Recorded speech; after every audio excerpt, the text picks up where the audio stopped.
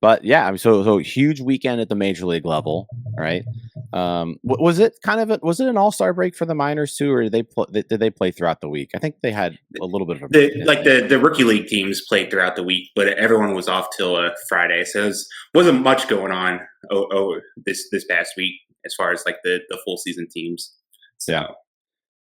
Got it. So I know there were a few standout performances kind of over the weekend, but let's highlight some of your favorites.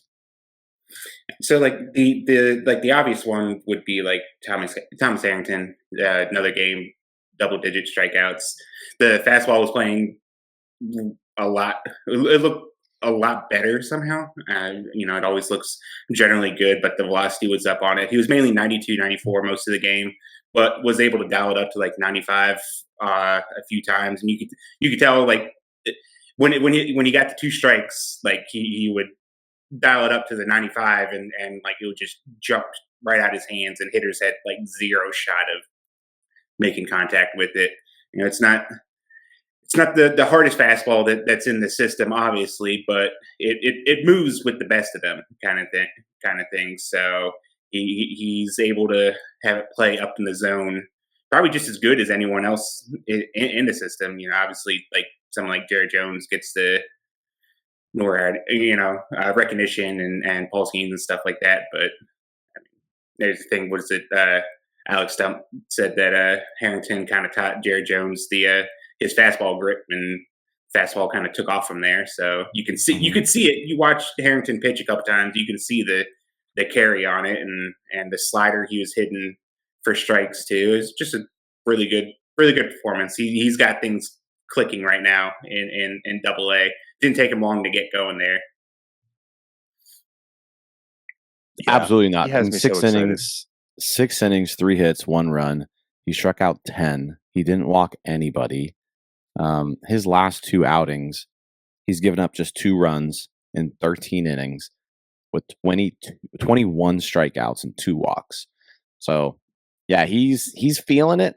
And then you even go his last start, it was 7 scoreless. So, like, he's gone back to back to back starts where he's just dominated.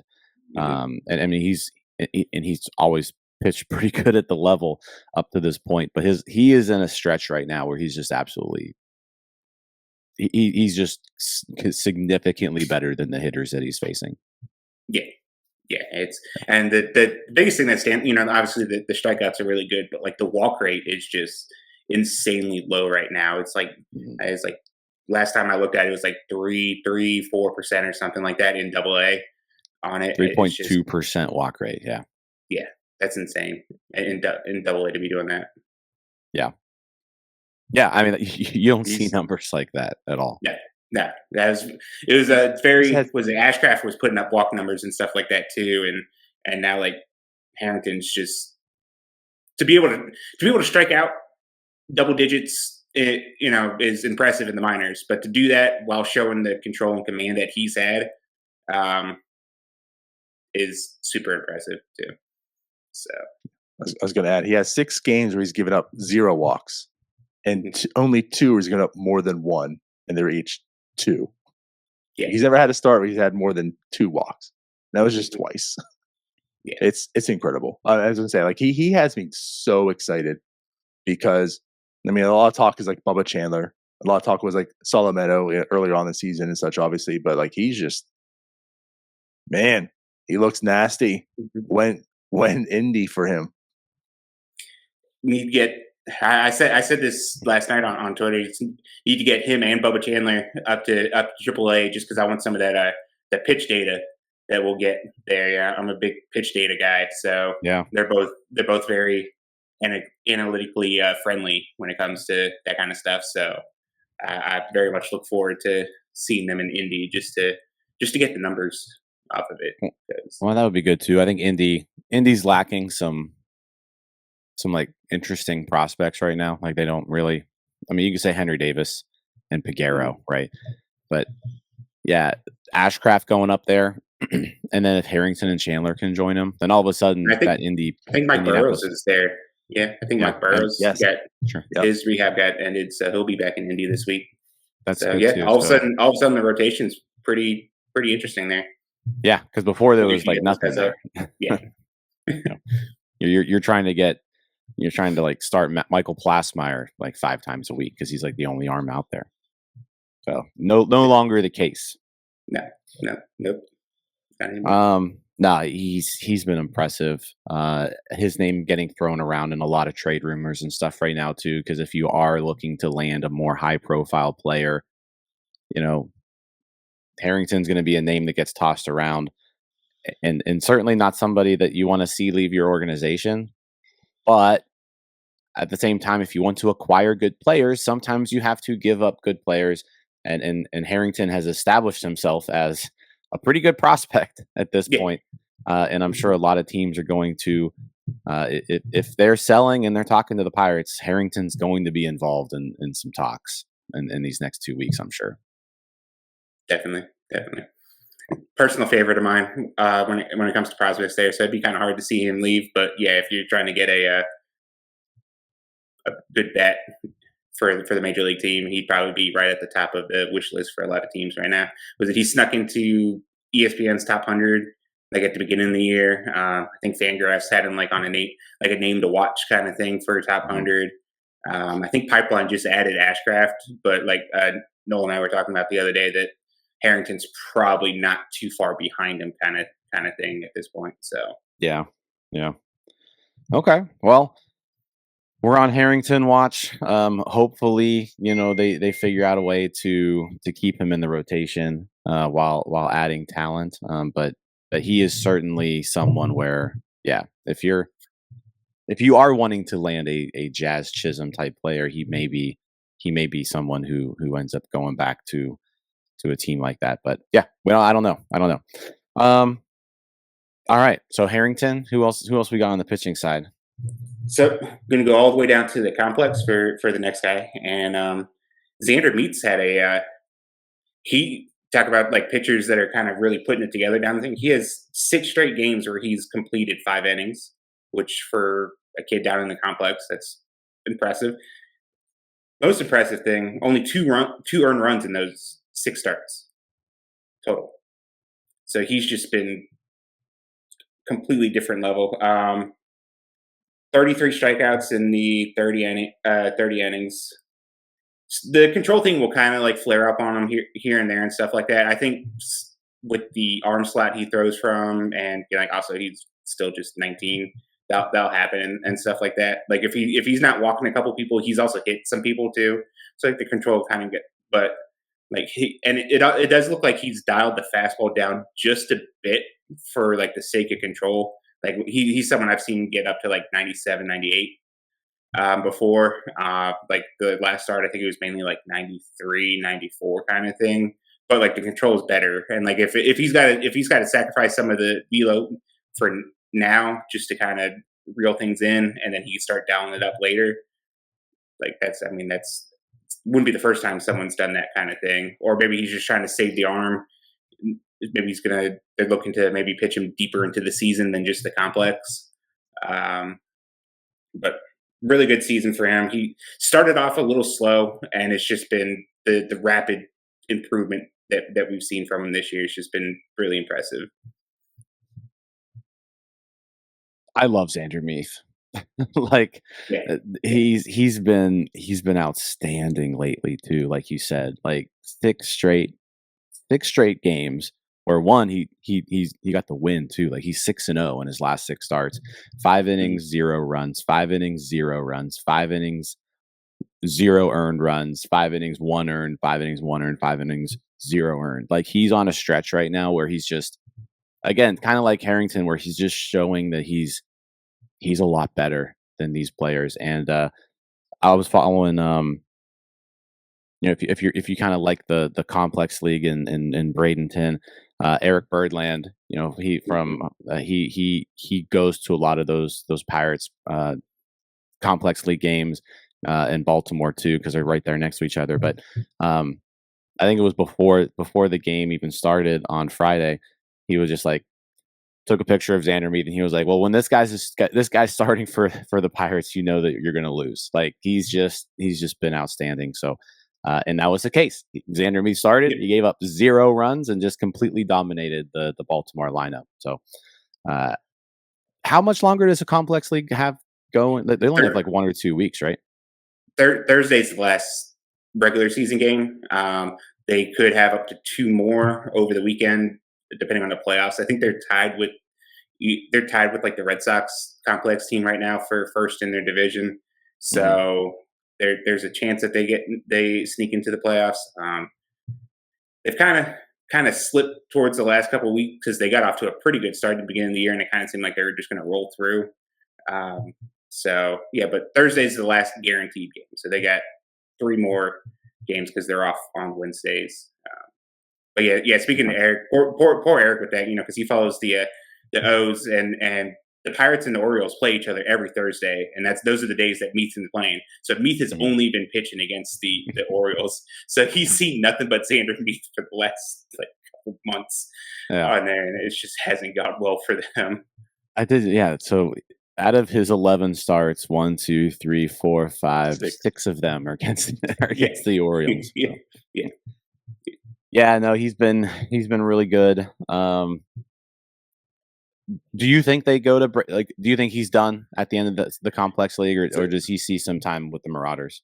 So I took a look at that on the site, and I kind of dug into the previous prep players that the Pirates have taken, and kind of what their innings have been, and how they've managed innings, and then kind of looked at other prep kids that have been taken high and stuff like that. Realistically, there is a chance that he goes in there. Most of them have, Michael Kennedy, he pitched a couple games in Bradenton to end the end of the year. Meeth is around the amount of innings that most of the other prep kids have gone. He's exactly right now. He's thrown the same amount of innings that Anthony Solometo did his first year. I think they're identical right now, the amount of innings, and they've all of them have been around the high 40s when it comes to innings. But Jared Jones was a little bit different. He threw just under 70 back in 2021. So I feel like we'll see him maybe a couple times, but I don't think it doesn't seem historically like the Pirates are going to have him pitch the rest of the year there. Yeah. So. Okay. Got it. Yeah. I didn't know if there was, I knew you had probably looked into that as far as other high school arms with what they have seen. So, yeah, I mean, he's been extremely impressive. It is, I never know how to take these complex league numbers. So, you want to see them just in full season ball to see kind of how they perform at those levels. There's a pretty big jump, I feel from the complex league to just regular A ball. So yeah, looking forward to seeing that. So may need to wait until next year for that, but hell of a start to Xander Meeth's pro career for sure. Yeah. I think the thing that does work in his favor is that Bradenton is still just tore up with injuries right now. And they kind of kept Aaron Shortridge and Mike Burrows in single A for their rehab outings a lot longer than you probably would normally. So now both of them are back in Indy. So you have 2 more rotation spots that are kind of empty. Mm-hmm. So if they're in a situation where they could probably push him a little bit further than maybe you originally wanted. He's throwing good. He's looking good. There doesn't seem like any concerns or anything like that. I mean, we've seen some other Owen Kellington. He missed the majority of the year directly after the draft. He was drafted in 2021. He missed most of 2022. But 2023, his first full season, he did throw 80 innings. So if you also want to qualify that into as his first full year kind of thing, he did ramp up the innings pretty good. He's out the entire year right now with Tommy John. So I don't know if there's you don't know if there's any correlation with that. Yeah. But so there's precedent maybe to where you can pitch him a little longer, and there's a need right now for pitching in Bradenton. So good stuff. Yeah, I mean those are 2, I guess in your last 2 years, 2 comp picks, right? Harrington competitive balance A round, Meeth competitive balance B round. Yeah, let's shift focus to hitting. What are we seeing on the offensive side? Sticking in the complex, there's another guy. Obviously, the big guy, Severino, Giordani, they're both having really good years. But another infielder that's playing pretty well right now, Carlos Caro on there, batting over 300. He went 9 for 16 last week, 2 doubles, 3 RBIs, a couple walks, 3 stolen bases. Really good. They've slid him up towards the top of the lineup, like kind of sandwiched him in between Severino and Giordani. And like at this point now, if you can get on base before Giordani comes up the plate, you're probably scoring, just because Giordani's done such a good job of putting the ball in play. So Carter kind of has the speed and the ability to get on base to take advantage of that. He's like a 130 or 129 WRC plus right now. He's walking a lot. Just kind of a guy like kind of under the radar, but like the more people that like you kind of talk to that has gone to a lot of games, talking to Berglund, talking to Wilbur and stuff like that. He's just a guy that always kind of just stands out to the people that sees him. What is it? Fangraphs, I think, like spoke fairly high of him. I would say he's on Fangraphs top prospect list. They got him at 37. Yep. Yeah. So just an under the radar kind of guy. Probably like second base only. He's kind of guy too that kind of has the speed too that maybe I kind of wouldn't mind like exploring in like center. Okay. Just to kind of see like maybe the speed plays a little bit more. But they've kind of bounced him around the infield too. Just probably another guy too, like with the season ending, like you probably want to see in Bradenton just to kind of see how he does kind of thing. But he's been really impressive, kind of just quietly having a really solid season down there in the complex. Yeah, you say quietly. I've paid this guy no attention, so so that's kind of what we bring you on here for is guys like this, like Carlos Cairo. I mean, the dude. You look at his numbers too, and like age appropriate for the level, really good walk rate. You love seeing a strikeout rate that low at that age and that level, because I feel like that's not really typical for Pirates hitting prospects. He's only striking out 15.9% of the time. Hitting over 300, OBP at 400, slugging at 431. Like, without ever seeing him before, like the numbers stand out as in like this is someone who could be interesting.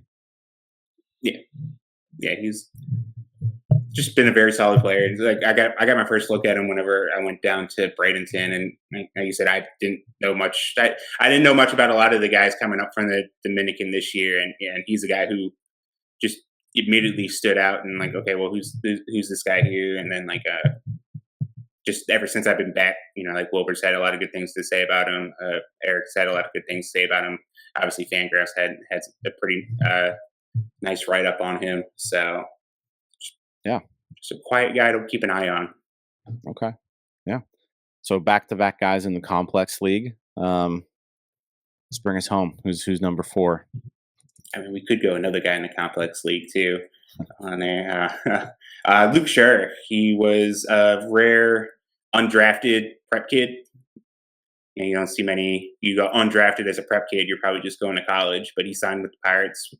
Had a commitment to Cal Poly. They signed him. Catcher looked pretty good behind the plate. Had a pretty good week last week. 4 for 12, 2 doubles, couple RBIs, couple runs. Just another solid season for like a younger kid. He's looked good behind the plate. Not as good as like Richard Ramirez, who has probably like a 70 grade arm kind of thing. But Scherr's kind of bounced around. He's played catcher, played first. Made his first start in right field this week.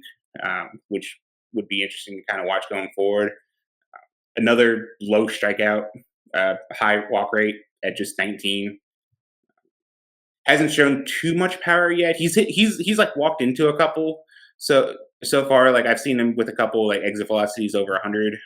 Not many and stuff like that. But he's just kind of been for like a prep kid that you'd probably be okay with not seeing too much from so far. Just solid season, another solid season, and like a under the radar thing.